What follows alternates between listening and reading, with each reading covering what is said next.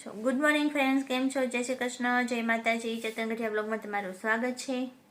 તો જો સવારના 6:30 જેવું વાગવા આવ્યું છે અને આપણે નાહી ધોઈને રેડી થઈ ગયા છે, કારણ કે આપણે તો વહેલું ઉઠવાનું જ હોય. હું 5:30 વાગે ઉઠું, ટિફિનને એવું હોય ને એટલે.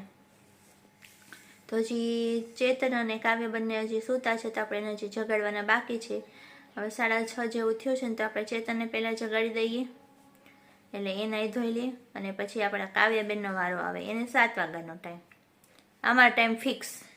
5:30 મારે ઉઠવાનું, 6:30 ચેતને ઉઠવાનું અને 7 વાગે કાવ્યએ ઉઠવાનું. અમારે બધાને ટાઈમ ફિક્સ છે. ઓ ભાઈ, તો ચાલો આપણે બધાને જગાડી દઈએ, એટલે બધા રેડી થવા માંડે એક પછી એક. 6:45 વાગી ગયા અને અહીંયા કાવ્યાબેન આપણે સૂતા આરામથી હજી, કારણ કે એને ઉઠવાનો ટાઈમ 7 વાગ્યાનો છે અને એના પપ્પા હજી નાવા ગયા. રેડી થઈ ગયું. જો મસ્ત ગુવાર બટેકાનું શાક છે, આમાં રોટલી બની ગઈ અને આ ચીબડાની કટકી. તો ચાલો બધું પેક કરી દો. આ બધું રેડી છે. હવે બધું ઢાંકી દઈએ, બંધ કરી દઈએ ટૂંકમાં, એટલે પેક કરી દઈએ. શાક ને સલાડ ને રોટલી.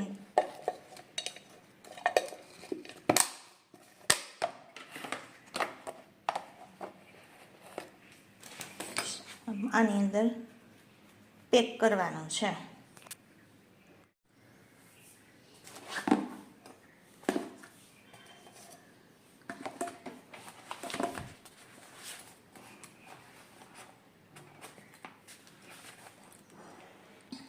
આપણું ટિફિન પેક.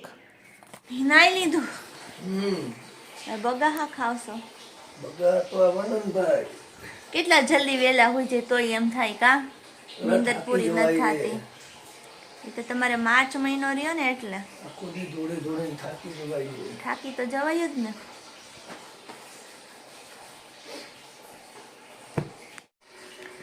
તો ચેતન તો તૈયાર થઈ ગયા. હવે આપણે કાવ્યાબેન સૂતાશે તો એને જગાડી દઈએ, કારણ કે એનું પાણી પણ આપણે ગરમ થવા માટે મૂકી દીધું છે અને હમણાં 7 વાગી જશે, એટલે એનો ટાઈમ થઈ જશે ઉઠવાનો. તો ચાલો એને જગાડી દો. કાવ્યા, એ કાવ્યા, ઉઠજે હો.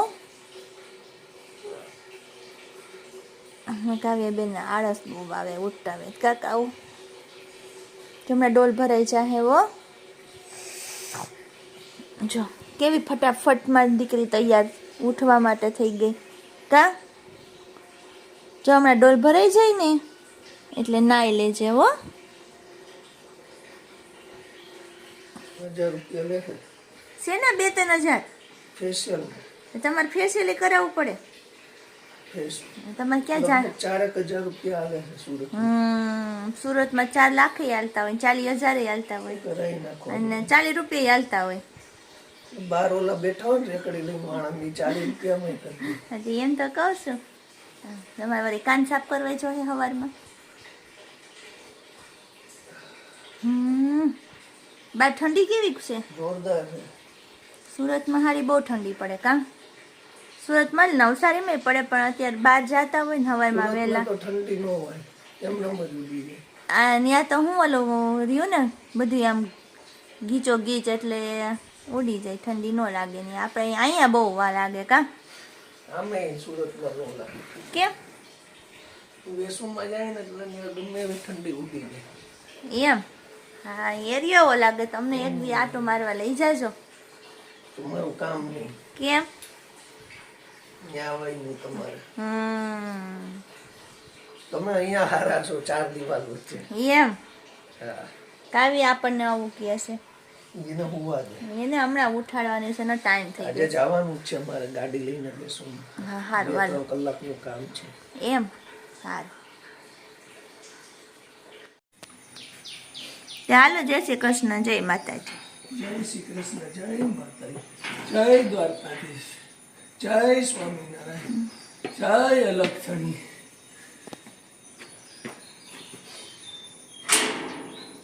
જય કાળિયા ઠાકોર, જય ઠાકર ધણી. બહાર સારું ઠંડુ વાતાવરણ છે હો. જય મા અંબા ભવાની જગદંબા. મોજ કરો મોજ. અમે મોજ જ કરીએ. હા કાવ્યાબેન નવાઈ ધોવાઈ ગયું ને? ચા દૂધ પીવાઈ ગયું? હવે શું કરવાનું? માં તો અમારો ટાઈમ છે ને અને કામ ફિક્સ જ હોય. જો હવે 7:30 જેવું થવા આવ્યું છે અને 7:30 વાગે આપણે કાવ્યાબેનના વાળ ઓળવાના હોય. કા કાવ્ય? આવું છે તો અહીંયા મિત્રો.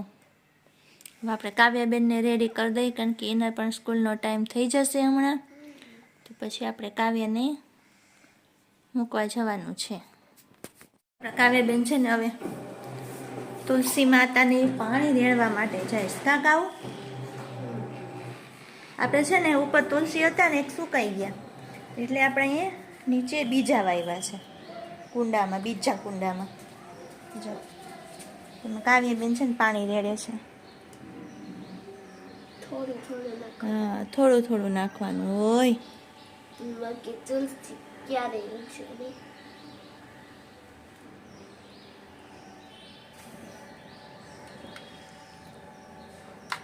સરસ. કાવ્યાબેન એટલું કામ કરી દીધું. કાકા મસ્ત નીશ. હાલો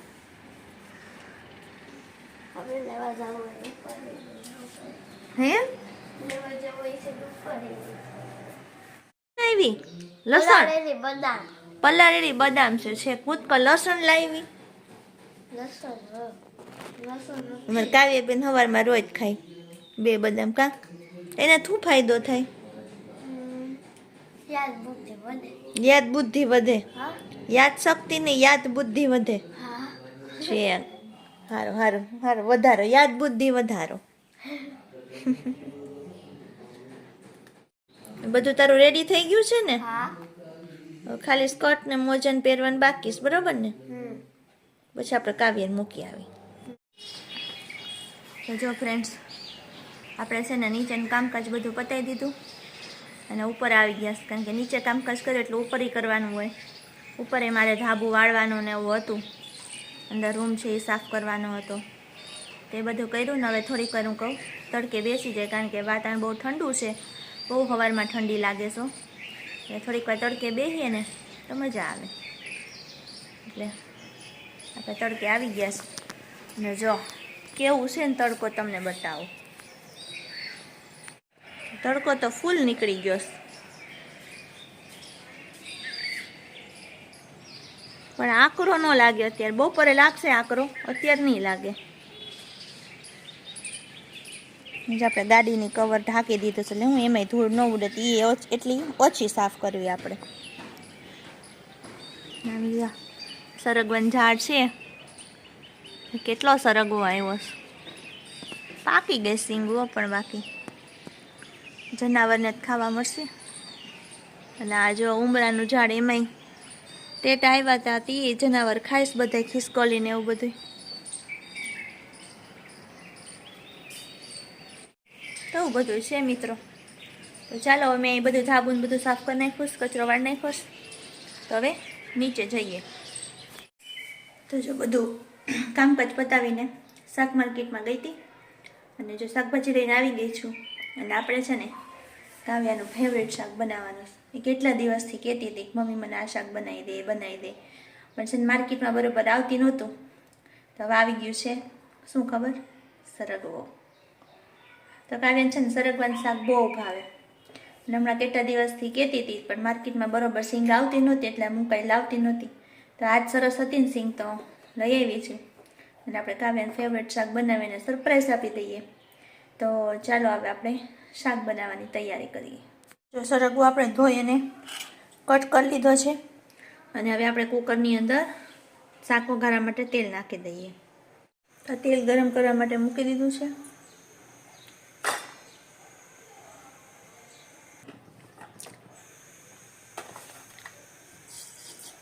તેલ ગરમ થાય એટલે થોડીક રાઈ નાખી દઈએ, થોડુંક જીરું, હિંગ, હળદર, અને આ સિંગ.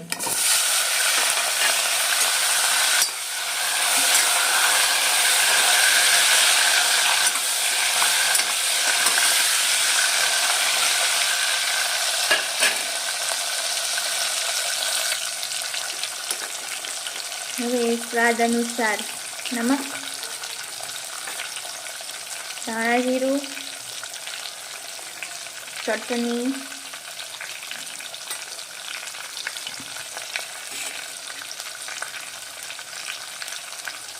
લીંબુનો રસ અડધો ફાડા જેટલો,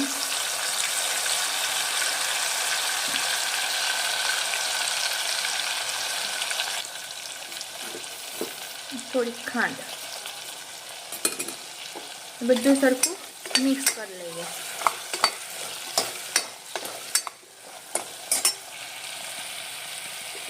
હવે થોડુંક પાણી નાખી દઈએ. તમારે જેટલો રસો જોતો હોય એ પ્રમાણે પાણી નાખવાનું, કારણ કે આપણે આમાં ઉપરથી ચણાનો લોટ નાખશું એટલે છે ને ચણાનો લોટ પાણી પી જશે. પાણી થોડુંક વધારે જ નાખવું. હવે આને આપણે જરાક વાર ઉકળવા દઈશું.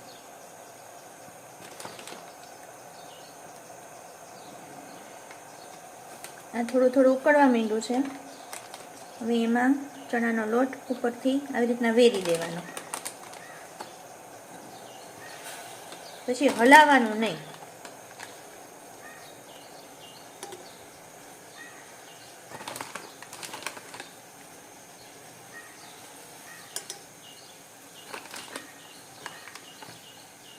બસ. અને ગેસ સાવ ધીમો કરી અને કુકરનું ઢાંકણું બંધ કરી દેવાનું. હવે છે ને 2 સીટી થવા દેવાની અને એકદમ ધીમા ગેસે ચડાવવાનો, નહીં તો છે ને તળિયે બેસી જશે. તો ચલો 2 સીટી થવા દો એટલે આપણું આ શાક રેડી થઈ જાય. ત્યાં સુધીમાં કેરી લાવ્યા છીએ આપણે કાચી, તો એ સુધાર લઈએ અને રોટલીનો લોટ બાંધી લઈએ. ચાલો હવે કુકર ખોલીને જોઈ લઈએ શાક કેવું બન્યું છે. વાહ, એકદમ મસ્ત બની ગયું શાક. જો શાક તો એકદમ મસ્ત બની ગયું. તો ચાલો હવે રોટલીને એવું બનાવી અને જમવા બેસી જઈએ. બેન આવી ગયા. થાળી ઉચકાવો બેન, ધીમે ધીમે ઉચકાવજો. તારું મસ્ત ફેવરેટ બનાવ્યું હે ને? મસ્ત મજા આવી ગઈ ને? હાલો હવે પેલા કપડાં બદલાઈ લ્યો પછી જમી લે. એને મોઢું જોઈ સરગવાનું શાક જોઈ મજા આવી ગઈ ને? સરગવાનું શાક જોઈને જાજા દિવસે બન્યું કા? 5 મહિના થઈ ગયા. 5 મહિના? હા તો પાછી વાતો એવી હોય. કેવી સરગવો આવે ત્યારે બનાવીને શાક સિઝનમાં જ આવે, અત્યારે આવે તો આપણે બનાવ્યું. બરાબર ને? હારું હાલો કપડાં ચેન્જ કરીને જમી લે. તો જો આપણે છે ને કાવ્યાબેનને સરપ્રાઈઝ આપી અને એને બહુ ગમી, કારણ કે એનું ફેવરેટ શાક હતું એટલે એને મજા આવી ગઈ આજે. નહીં તો છે ને મોઢા બગાડે, મારે આ નથી ખાવું ને મને આ શાક નથી ખાવું ને મને ભૂખ નથી લાગી, કંઈક નખરા કરાય, કાંઈ બોલી નહીં, કારણ કે એનું ફેવરેટ શાક હતું ને એટલા માટે. તો જો કાવ્યાબેન ભલે જમી લઈએ અને આપણે આજનો આ વિડીયો અહીંયા પૂરો કરી દઈએ. નેક્સ્ટ વિડીયોમાં પાછા મળશું. એ પહેલાં જે કોઈ નવા સબસ્ક્રાઈબર અમારી ચેનલ સબસ્ક્રાઈબ ન કરી સબસ્ક્રાઈબ કરી દેજો. અમારી ચેનલને લાઈક શેર અને કોમેન્ટ કરજો. તો મળશું નેક્સ્ટ વિડીયોમાં. ત્યાં સુધી બધાને જય શ્રી કૃષ્ણ, જય માતાજી.